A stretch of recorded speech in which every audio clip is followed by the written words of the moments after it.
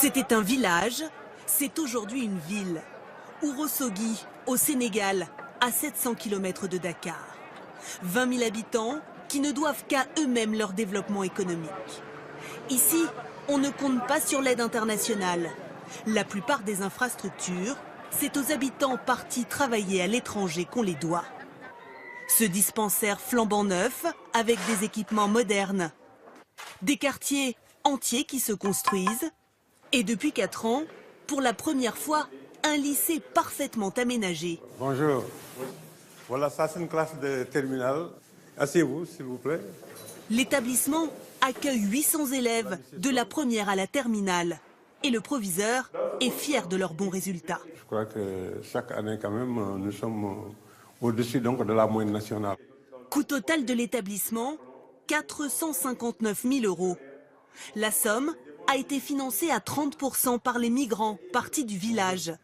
Sur place, c'est cet habitant qui a géré les fonds pour la construction. Si c'était l'État, on peut attendre presque 10 ans sans voir le marché. Mais avec ça, au bout de 3 ans, les élèves vont rentrer dans les classes, tout équipés. Comme pour chaque projet, tout a commencé à 5000 km d'Ourossogui, à Mantes-la-Jolie, en région parisienne. Voici ceux qui ont récolté les fonds pour construire le lycée.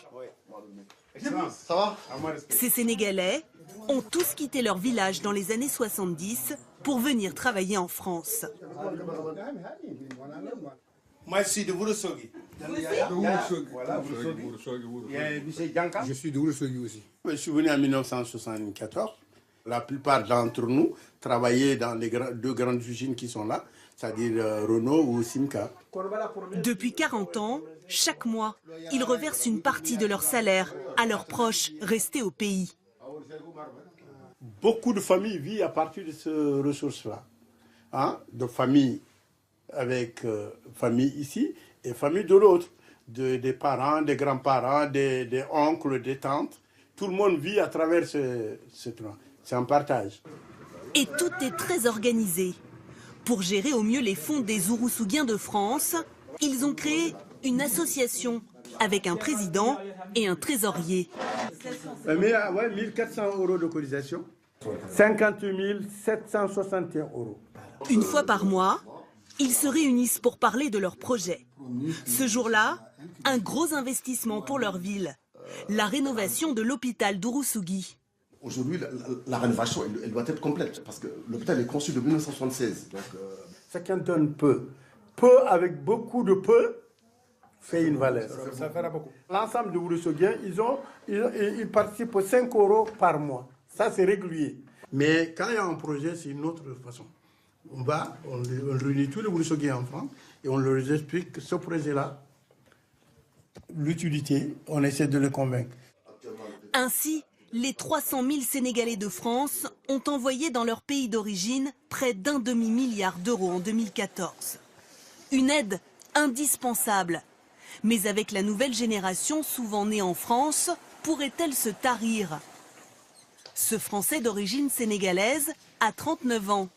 Il a grandi en France et il donne lui aussi une partie de son salaire pour y développer des projets. Mais il le constate, il a bien du mal à mobiliser les plus jeunes. Pour certains, ils ne connaissent pas forcément leur village d'origine parce qu'ils n'y sont pas allés. Ils sont nés et grandis ici, donc ils n'ont pas forcément cette appartenance qu'on pouvait avoir aussi nos parents. Au Sénégal, la nature même de ces projets est en train de changer. Voici l'un d'entre eux, un champ collectif de 8 hectares. L'argent venu de France a permis d'acheter cette pompe à eau pour irriguer les cultures. 10 000 €. Tomates, maïs, salade, le champ fait vivre aujourd'hui 22 familles. L'objectif, c'est de créer de l'emploi sur place pour ne plus avoir besoin de partir travailler ailleurs. Compte tenu des problèmes de migration forte, compte tenu de tout ce qui se passe, on a dit revenons travailler ici. Et ce qui fait qu'actuellement les femmes et les hommes travaillent ici et ça a vraiment freiné l'immigration. Surtout en Europe, mais aussi la migration africaine. Depuis 2005, les Sénégalais de France regroupés en associations ont financé plus de 150 projets dans le domaine de la santé, de l'éducation et de l'accès à l'eau potable.